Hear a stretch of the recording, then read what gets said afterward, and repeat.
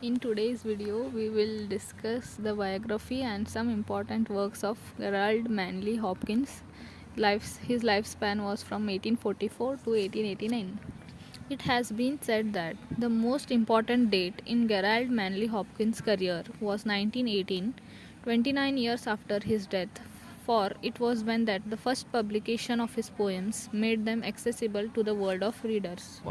During his lifetime, these remarkable poems, most of them celebrating the wonders of God's creation, had been known only to a small circle of friends, including his literary executor, the poet Robert Bridges, who waited until 1918 before releasing them to a publisher.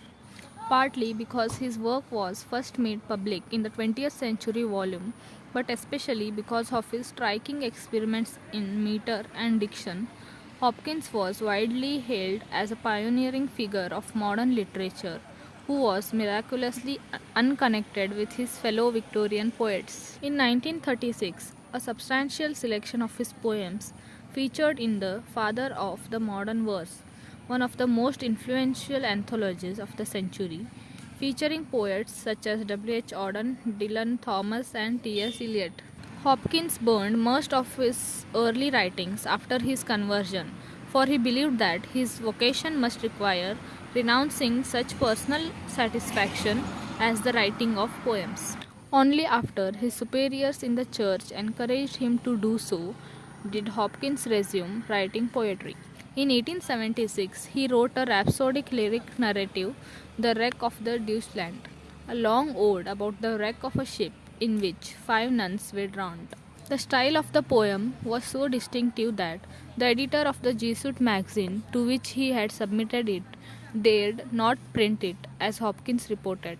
During the remaining 19 years of his life, Hopkins wrote poems but seldom submitted them for publication, partly because he was convinced that poetic fame was incompatible with his religious vocation, but also because of a fear that readers would be discouraged by the eccentricity of his work. Drawing on the theology of Duns Scotus, a medieval philosopher, he felt that everything in the universe was characterized by what he called inscape, the distinctive design that constitutes individual identity. Hopkins created compounds to represent the unique interlocking of the characteristic of an object. For example, peace bright, dapple dawn drawn, blue bleak. Hopkins also uses a new rhythm to give each poem its distinctive design.